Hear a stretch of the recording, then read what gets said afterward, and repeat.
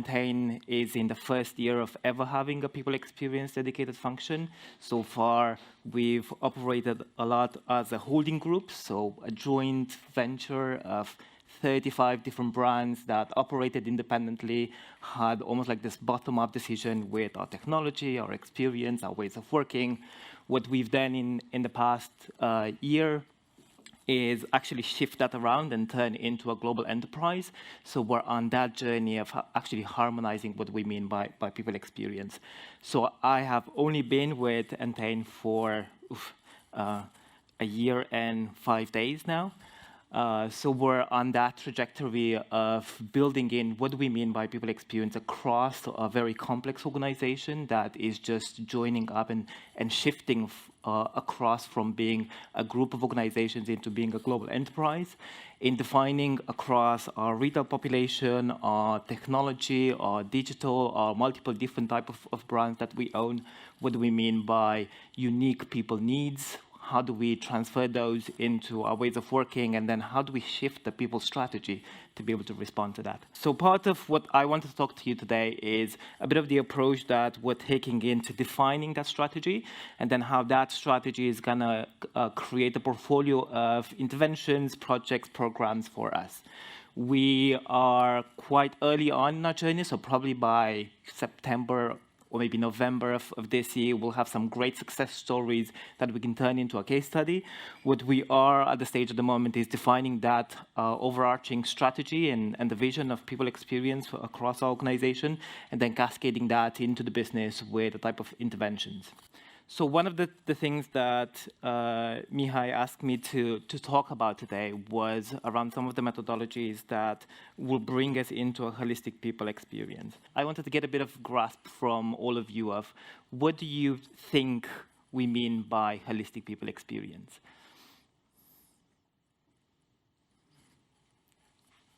Go on. That things are really interconnected, so it's like a whole. The experience is like a whole. Nice. Not a hole in the ground. Yes, like an all-encompassing experience. Perfect. Anyone else? I think also from the beginning, from the point of hiring or being pre-hire. until offboarding. Yep. Perfect. So across the hire to retire life cycle of our employees. So earlier, we've tried to define a little bit of this people experience and what we mean by employee experience. And at Entain, we use them interchangeably with employee experience and people experience.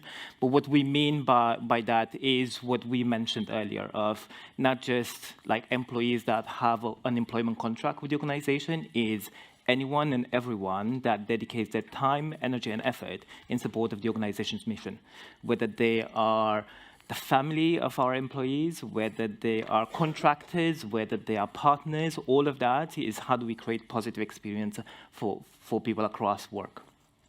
And you've probably seen this hundreds and hundreds of times of sort of culture and engagement and the interactions that is happening there. You've seen that physical environment and what that means in the world of hybrid or digital or remote work. And then you've seen this technological environment, which is moving so rapidly that it's becoming tougher and tougher for organizations to keep up with. So we're talking about hyper-personalization of experiences at scale that allow people to customize their own domain and dashboards and everything else on how they interact with the organizations. We're not there yet. It's like amazing concepts that people are testing and prototyping and playing with. At scale for organization of 30,000 people is still unachievable. So we're like chasing our own dreams in that direction of travel. But one thing that I wanted to talk about when we're also talking about holistic is that we are in HR, but we don't necessarily own people experience. So people experience is something bigger than just the HR function. Like it's initiated by the CEO and the executive team of what do we mean by experience within this organization? What type of employer do we want to be? What type of organization is our ethos? that we wanted to translate in the organization. It's owned by the people team of how do we bring it to life in the organization, how we translate it from that concept in Exco into day-to-day life of the hire to retire life cycle and all of those interventions and touch points. It's supported by technology and workplace, so physical space or digital space or all of those interactions of how do we do invoices or how do we onboard people or what videos people see as part of them joining the organization. It's driven by managers, so all of those managers need to make sure that the touch points and the interactions they're having are actually amplifying the experience rather than diminishing the experience that you're trying to create, and it's championed by everyone. So as a colleague within the organization, I also have a bit of a responsibility of how do I translate the experience that people are having around me within the organization. And I think that it's something that sometimes we're forgetting. Sometimes we're treating everything like it's an HR intervention that we're throwing at the organization, rather than we're working closely with the organization to start creating this program of work. Now, we've talked about the hire to retire life cycle and what we mean by holistic, and that is beyond just people joining the organization is what is the employer brand that attracts people to have meaningful interactions with the organization. So that I have a pointer here, attraction, recruitment, and hiring elements as part of it. I have highlighted in here some of those key elements that matter in people's life cycle across the journey. You have onboarding within the organization, and this also includes that element of induction and everything else as part of it. So how do I get prepared all the way through 30, 60, 90 days check-in of, yes, this job is what I was promised as part of the recruitment process. It does make sense of what I'm here to deliver. I am enjoying myself. I'm part of a team. I feel like I'm contributing. It aligns with my purpose and all of those things in between. You have the working and day-to-day, and regardless of this being sort of the same size on the diagram with onboarding is significantly longer, and it has significantly more touch points that we need to elevate as part of it. So anything from accessing your systems at home, I'm performing my job duties, I'm talking about how easy it is to do things rather than how many hoops I have to jump through to get simple stuff done within the organization. And you have this element of value and recognition.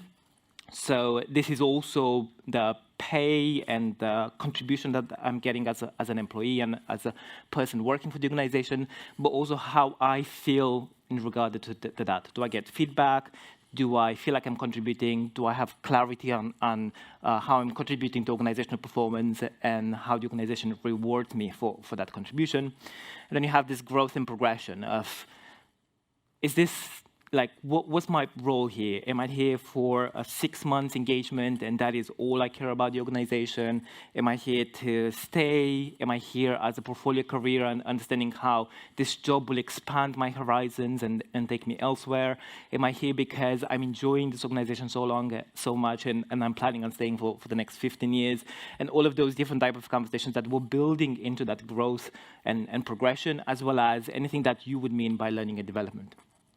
Then you have this element of movers and transfers. And you see here sort of these loopy lines of sometimes when we're getting people in the organization, we're also doing global mobility for them. So we're bringing them as part of the recruitment process within a completely different countries.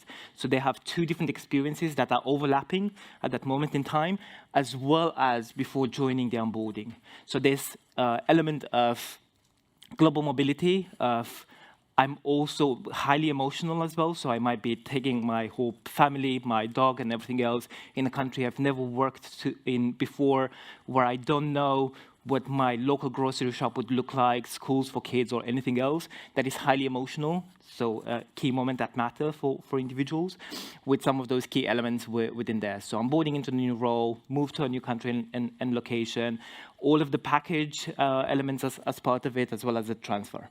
And then last but not least, this exit. And this exit is sort of getting more and more important. Like a lot of organizations have dismissed this for the past decade of how important it is, but it's now getting more and more important when we're talking about employer brand. So how would you rate the organization that you've just left? Would you come back to work for them?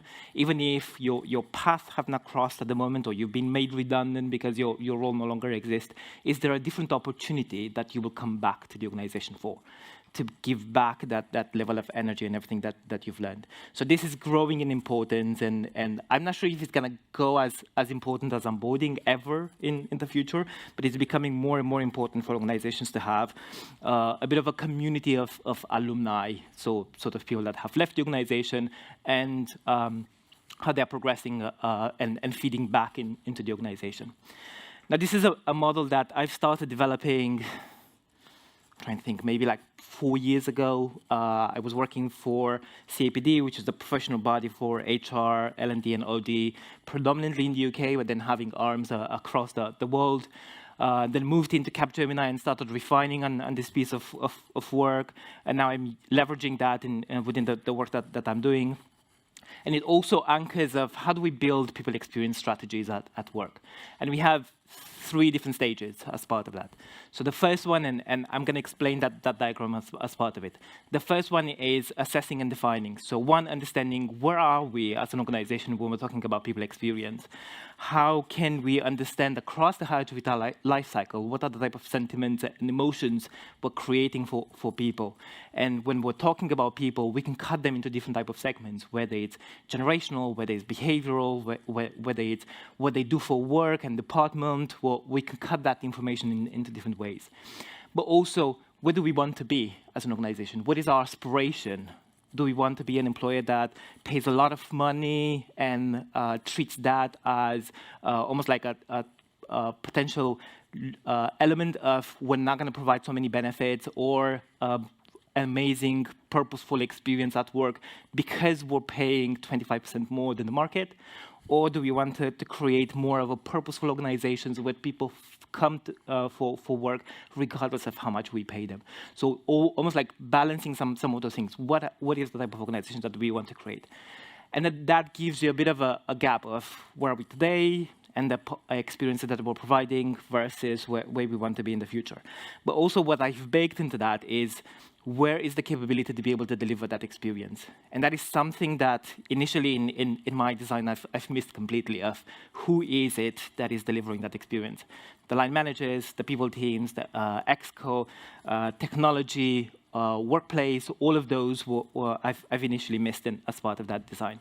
But now I've baked those into how do we look at who delivers that experience in the organization and what does it mean. Then the next phase is the design and implement. So now that we understand where we are, where we're heading, whether it's that 2, 3, 5 years from now that we want to create that timelines of the to be, we're doing that design and implement. So what, when, how, what are the type of interventions that are connected? One of the key elements and the learning journeys that I've had in this is when I've joined organizations, I've joined them and they had this 85 HR projects and interventions, and I had to go through all 85 of them to say 80% don't make sense, 5% of them need to be folded into how do we connect them into the future experience that we're trying to create, and then the rest of them are almost like patches that we're attaching to things and we're trying to solve local problems rather than actually drive that systemic resolution of what is the root cause problem that we're trying to address and how we can fix that forever rather than just attach a patch to it. So based on the defined vision and strategy, we will design, pilot, test. I highly recommend you piloting some of those interventions into local constrained environments that you can observe before you're deploying them. And I highly recommend you taking the organization on a journey. So not just deploying big bang, this is the new experiences that we are having from tomorrow, is a continuous iteration and evolution of the experience. So do small iterations, roll them out to the organization, test and prototype, and like almost put that scientist hat on of we're in a lab, we're going to test some of these iterations. And honestly, talk to your end users, your line managers, your employees about it. We are testing some of these things. We need your feedback to understand if this works for you. And then last and not least is, as you're designing some of those things for the future, you're iterating and everything else, is how do we create a bit of a practice of embedding and sustaining that? So in the maturity models that I've developed as part of this, HR functions have different layers of maturity as they are progressing on their employee experience journey. Firstly, they start a bit of like a consulting group, so they have a few people that act almost like as consultants to the organization and the HR function, and the type of interventions that we're trying to solve, or problem solvers, I like to call them, and pick up interventions, whether they're project managers or anything else. Then they turn into a bit of a COE, which is a bit more mature. So a COE is actually having a bit of remit of this is employee experience and what it means at the organization. Everything that touches this will come through us, will create best practice, and then will fall back into the organization. And then last but not least is when it's embedded, it's part of the ethos of every part of the organization. With its facilities, we understand what are the principles of people experience, including your HR shared service, if anyone has any of that. We're talking about how experience is part of every interaction we're having with line managers, employees, and business leaders. And as you've seen in the middle of that diagram, there were 6 specific steps. So first one is that maturity assessment, so where we are as an organization today and how we're progressing with our work. Can we do some diagnosis and heat maps of our journey? We can do a bit of strategy and vision, so where do we want to be? If we're closing our eyes and we look into the future, where do we want to be in the next 3-5 years? You can do that multiple different ways. You can look at sort of the modeling of your organization. We're 30,000 people at the moment, well, 29,800 today, so probably 30,000 soon.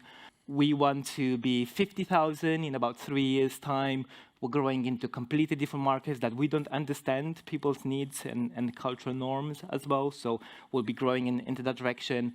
Question 1 is, can we have a bit of a sense of what type of organization we want to be? Question 2 is, what are our competitors doing? And that's important, but partly important. And then question 3, what are organizations that we're looking up to, that are inspirational for us, that we would want to learn from? And that's sort of how we're building some part of that future vision for our people experience. And that gives us a bit of, these are all of the different elements in that scenario that we need to work on, whether it's onboarding, whether it's technology, whether it's the engagement, whether it's trust at work. And we're building a program of interventions. We're designing what is the service of people experience, and then how that service of people experience turns up projects and programs of work to happen. And as we're designing all of those, we're identifying what are some of those key elements that matter to us as an organization. 1, for our people. Secondly, for our direction of travel. So whenever you're looking at moments that matter, and you've heard that earlier in Oriflame, the key moments that matter, constantly think of, are these key moments that matter today, or are these key moments that would matter for us in the future? And how you're navigating the organization into that direction of travel. And that gives you this element of people experience, delivery, and implementation. So you're constantly and like honestly think of almost like a lab of how do you measure results, how do you progress with those results, what are the next iterations, like we're iteration 800 on some of our projects as we're progressing with the changes and anything else. And also don't sort of fall into the detail of it. Like people don't necessarily care about the color or the small iteration of a font. They care about, does it do what it meant to be doing? Is it making my life easier? Is it making this experience enjoyable? And as you're doing that, it's really important to turn that sort of journey of listening into continuous. So we've all been in organizations that have done sort of annual surveys, chuck them out. They don't mean anything. By the time you're reading any of those results and you're turning them into any type of insights, they're already outdated. Turn them into ongoing conversations for experience. Turn them into what is it that you're expecting from work, and are we able to provide that on a regular basis? And then turn them into, across the hire to retire life cycle, what are those key moments that we want your insights from?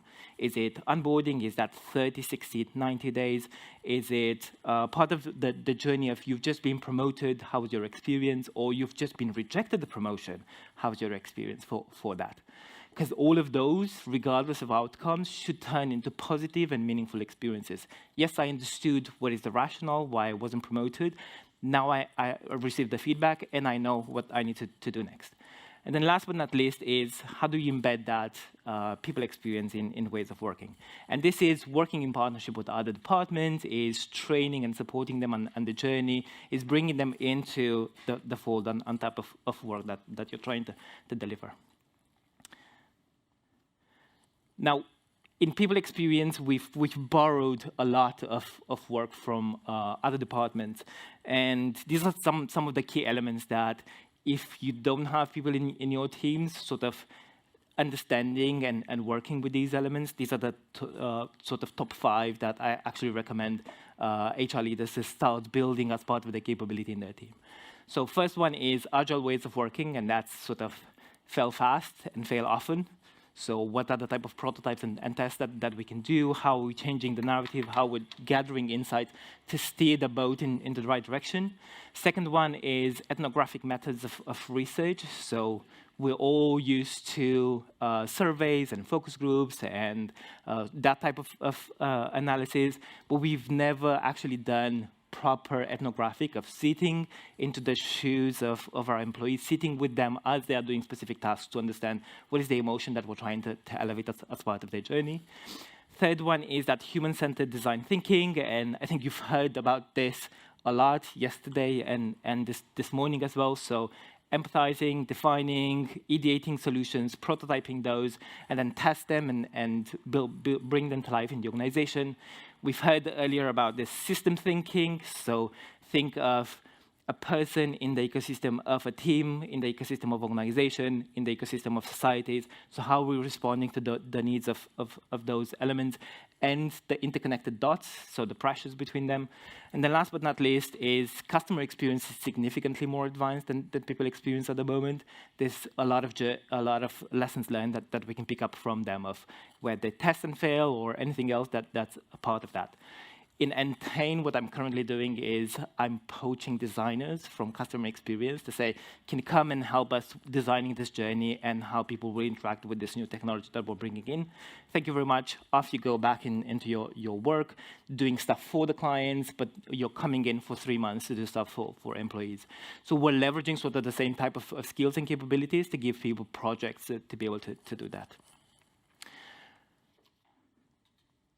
And I've mentioned some of these elements, and take a picture of this or whatever you need to. These are some of the elements that you're bringing to life. And the first one is this evidence-based HR practice.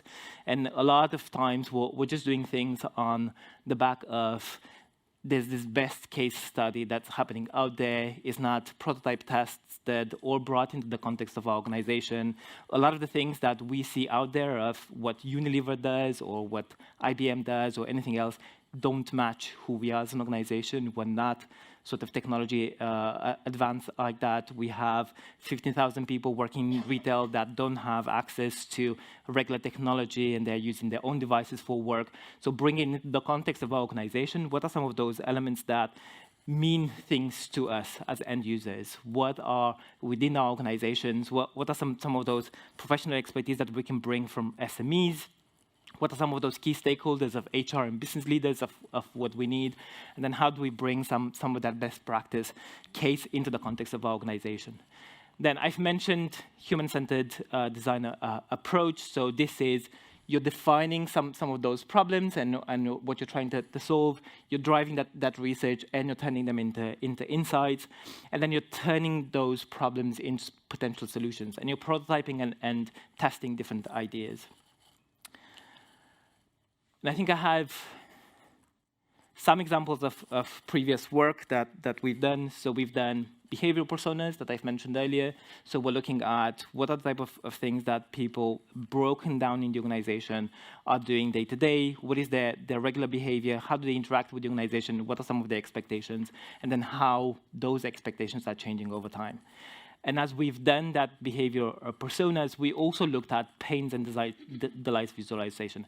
And what you don't see here is the hierarchy with our life cycle. And we've almost like put sad faces, smiley faces, or sort of neutral faces as we're progressing through that hierarchy with our life cycle around some of those moments that you've seen on the earlier slide.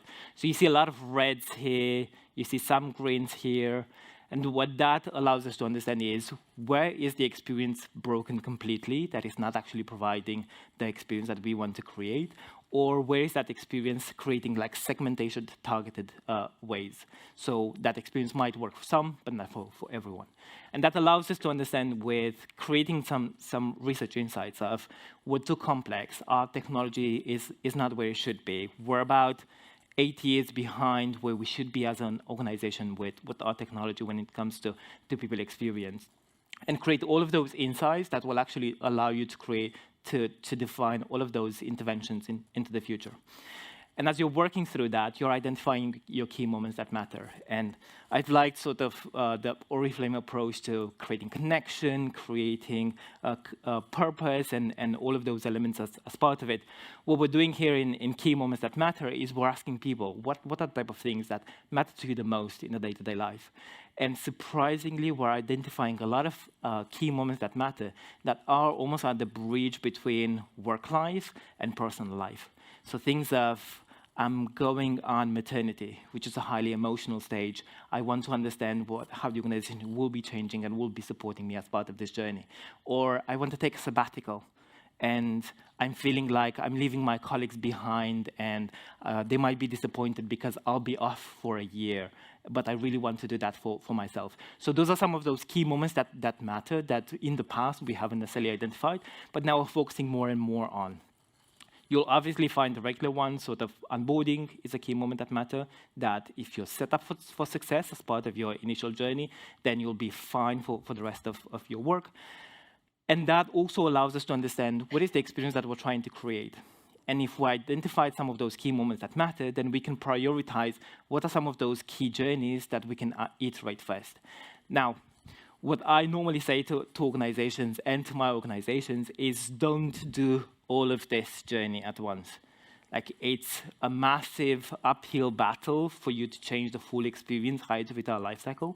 So break it down with, how do you prioritize? Is it onboarding, or even smaller than that, is it just induction that we're trying to change for the next 3 months? Or is it recruitment, or is it attraction that we want to break it down? And then create a bit of a roadmap of, these are the type of things you're tackling, and this is how you're progressing on your journey. And that also allows you to understand from an organizational perspective how your operating model within the world of HR is evolving. Service blueprint and opportunities. And that service blueprint is evolving over time. So you might have centralized or decentralized approaches. You might have in-sourced or outsourced elements of your operating model. So that will change as part of the experience that you're trying to deliver. Now, before I end, these are some 10 sort of lessons learned and pains of my existence as part of working in the domain of people experience. And I'm going to run through some of these quite fast. So one is, key to that element is understanding your people. A lot of HR interventions have been designed within closed doors without actually using people insights. Get out there, walk in their shoes, understand what is happening. Use that ongoing conversations to bring to the fold some of those key elements that matter to your people as part of that organization. Now, second one is align with organizational values and goals. Mentioned, Entain is changing as an organization with their operating model. HR in the domain of Entain is changing as part of that. Employee experience in the domain of HR as part of the organization is changing. So we're trying to align all of those changes to make sure that whatever we're designing with people experience is actually reinforcing the direction of travel of the organization. Then we have foster a positive work culture, and you've heard about this earlier. I'm not going to sort of re-emphasize of that, but it's that element of promoting trust, collaboration, and inclusion within organizations. The expectations of employees are changing significantly around those 3 elements. We need to keep up as organizations with those elements. Then emphasizing employee well-being, and as part of that is, how do we bake well-being not as a benefit or an intervention within our portfolio, is across the hire-to-retire lifecycle and any of those touch points, how do we build well-being? So well-being also means not having difficult processes to work with, not having to jump through hoops to get something done. Means anything that should be intuitive and easy to do would be intuitive and easy to do within our organization. Then you have continuous feedback, I've mentioned this, and bake that into learning. So how often and how fast you can respond to some of that feedback and bake it into your results. Develop a comprehensive journey, so as you're progressing with that, break it down. And one of my lessons learned is also talk to the organization about that journey. So on Entain, in our intranet, we have a hub on people experience that we're constantly posting our journey and how we're progressing with that, as well as what we're prioritizing for the next 2 years. So people that go in there know what we will be working on in 2024 and 2025 on. You have collaborate across functions, and this is breaking down some of those silos of how do you bring people into the fold, how do you contribute. The sort of that consulting model works best for this, of how do I step into IT to support them in iterating new technology and bringing it to life, but also bringing them into the fold of what does finance have to do with how can I change some of our technology. What does facilities have to do with the way we're delivering onboarding. Embrace technology as part of that. So I've mentioned we're a bit behind at Entain our technology, but we should be a bit better off sort of a year and a half from now as part of the program that we're currently delivering. Measure and adapt, and I like the measurements that you've seen earlier from Jacob Morgan. There's a ton of those measurements out there. Don't get stuck into sort of high-level just engagement things. Go deeper into what is the experience that we're trying to provide, and secondly, what is the impact of that experience in your organizational outcomes. And last but not least is that promoting diversity, equality, and inclusion. So think of what are those key steps that either bring people together and make them feel have a sense of belonging versus separate them and make them feel like maybe they don't belong, or this is too difficult, or this is not for me as part of that journey. I think that should have been my last slide. This is where we're at with Entain. So you see our logo there of people experience. We're on board of a 2-year transformation program that changes all of our technology in the domain of HR. This is what we've done so far. So we've created our vision that we're using as part of our journey, and 7 principles of work that actually anchor all of our decisions. So whenever we're going into a steer call, we have to make program-related decisions. We're going through these different elements as part of validation. Is it inclusive? Is it easy to use? Like, you don't need a degree to be able to do anything as an employee within our organization. Is it accessible of anywhere and anytime? So those are the type of things that we're looking at. And I think that should have been my last slide.